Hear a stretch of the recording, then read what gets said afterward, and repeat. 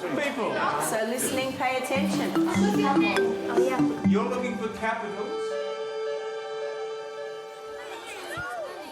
Navarre is one of the pupils who I taught his mum. Is that right? Yes.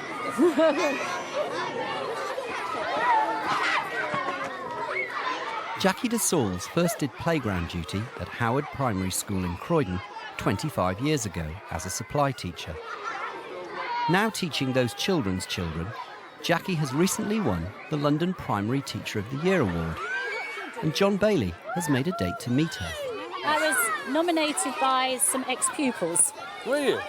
And they sent in a nomination, and then obviously it has to be endorsed by the head teacher of your school. So John endorsed it with a bit of help from some other people, and then you get shortlisted, and it all goes from there. That was the whistle. That must be the best nomination from students. It was it was a great surprise, and it wasn't just one; it was a group of them. What difference has it made to you? I get people like you coming round and visiting. Where could we possibly find when the school actually was opened? In the logbook. In the logbook. Jackie's Year 6 class are currently compiling a child's guide to their school to be sent out to prospective pupils. Past tense. The head teacher actually wrote in here at the time. So we now know the actual date Howard School opened was what date? 1898. Can you read the month? April the 25th. April the 25th. And what it actually says next to it is admitted 27 children. So, certainly got a bit more crowded since then. Is that all right up there? Can we discuss what you're going to do? Yeah, first we've got to do So have you got a sketch in your book about how you think it might look? Third one is going to be about school uniform. And then the fourth one you can start doing about the history of the school, OK? That would be good. Yeah. A picture of the logbook, maybe. Yeah, we want it a bit smaller. Sure, we don't want it in the middle where everyone can see it. Yeah, I think that looks lovely. Do you? Just one thing about this class is they look perfect. You've got a wide range of children coming to the school, and I expect they have their glorious moments just like they do elsewhere in London. They do indeed. So, what do you do? What does the school do to produce this fabulous studying environment? Right from day one, we establish what we expect from them. And we basically expect perfection. So if they're not always perfect, they can at least be good.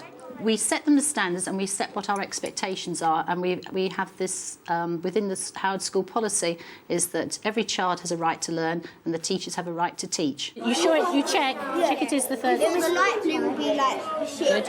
You know that there is a photo just of the badge on there? Oh, we can stick that there in the corner, Joe. No, we can stick that in the middle. No, our picture's going to be in the middle. I've been working with Jackie for 5 years, so we kind of know how each other work.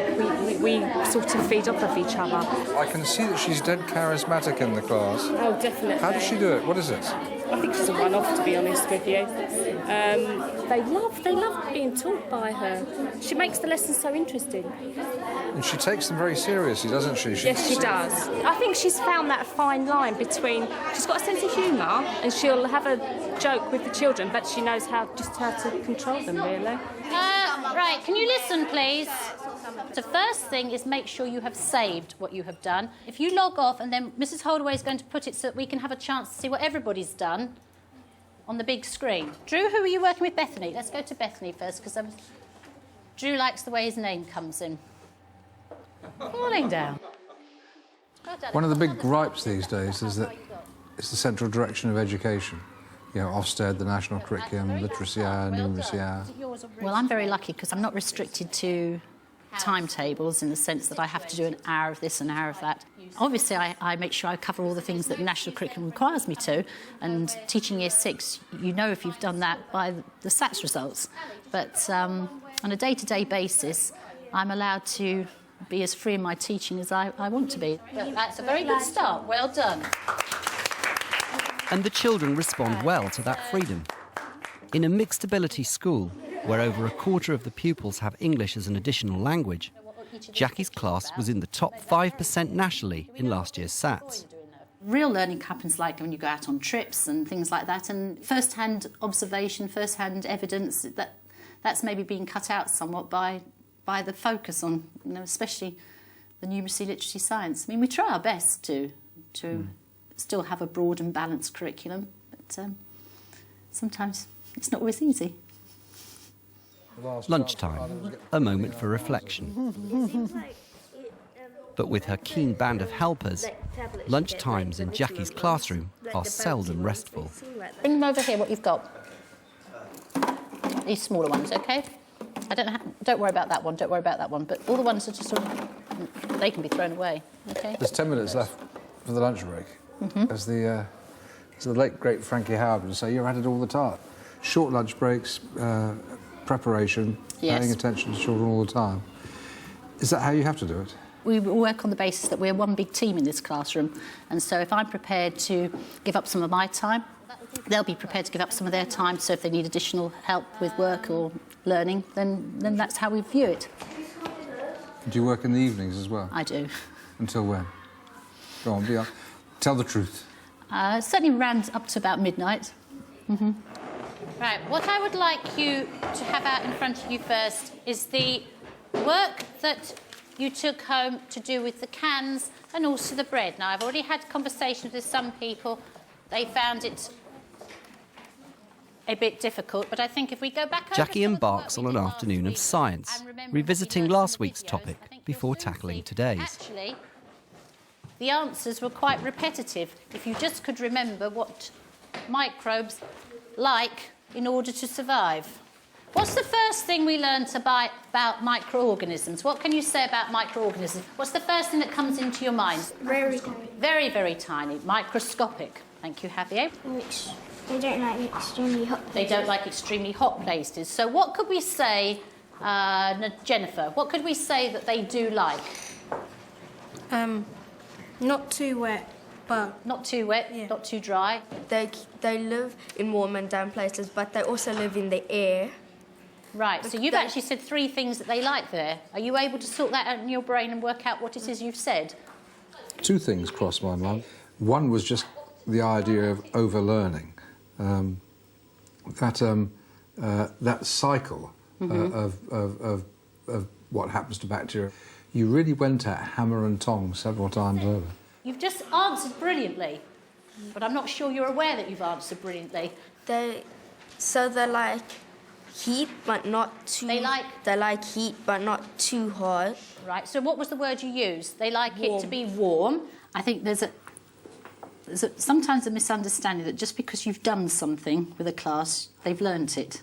I think the better you get to know your class, you know how well they are responding by the way they answer your questions. And I know this class, and I know that I do have to go over things several times. Somehow you just know when they've moved on a step, that learning has taken place. And what was the last thing that Jennifer mentioned?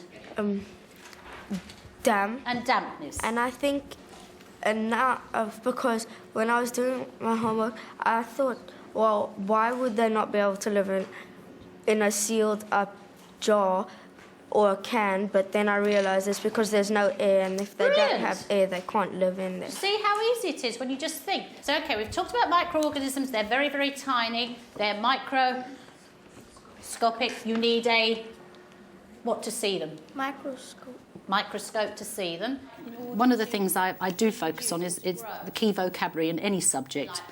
And I think by repetition and getting people to repeat what other people have said and praising when somebody does automatically use the right vocabulary, it gradually becomes automatic that others pick up on that same vocabulary. They're focused on the best way of expressing themselves and of communicating what they know to each other.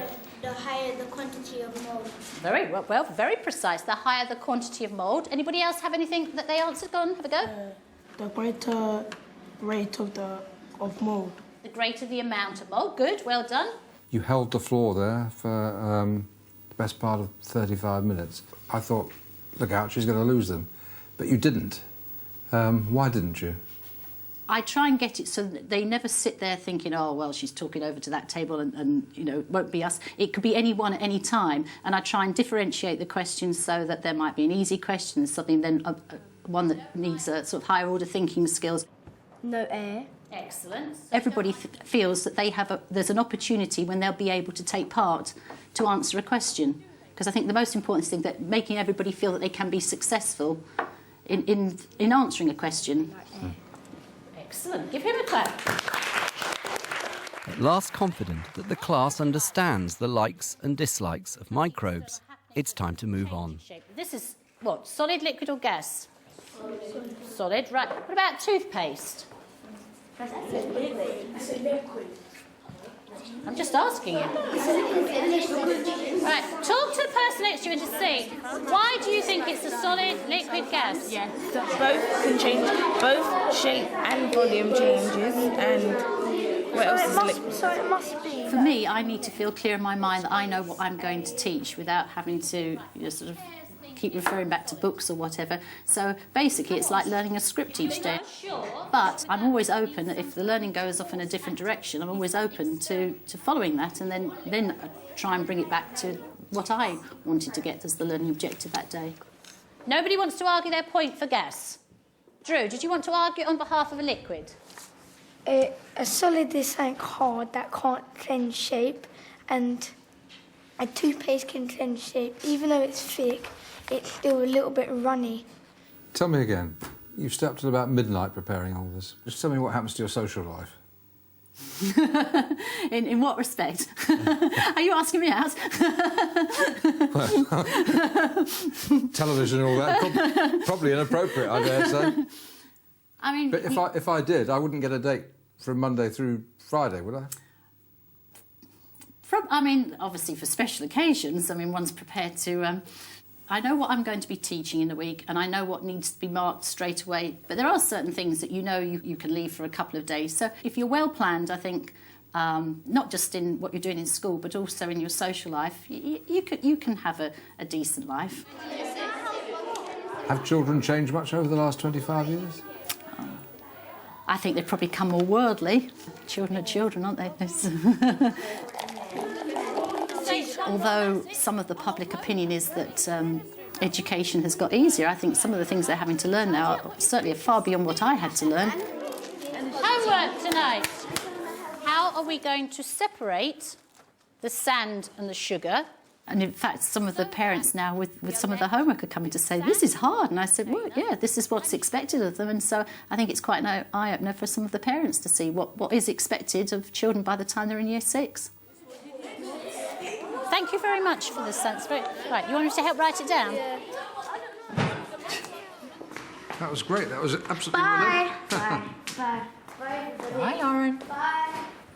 I know that they think they know things, but when you actually get below the surface, they're just repeating words they've heard. They don't understand what is going on. In fact, we did something the other day. It's like walking through a wheat field. The first time you walk through, what do we describe, Rita? The first time you walk through that field, what happens? It comes down and it comes back. It comes straight back up. But the more times you walk backwards and forwards along that pathway, what happens? It's going to make a pathway. It's sort of rote learning, but sort of trying to do it in a fun way too. But sometimes they take it out of you. Were you tired at the end? I'm always tired at the end. It would be wrong to say you're not tired. Yes, you are tired at the end of the day. Yes. But if you think you've made a difference, then you keep on doing it.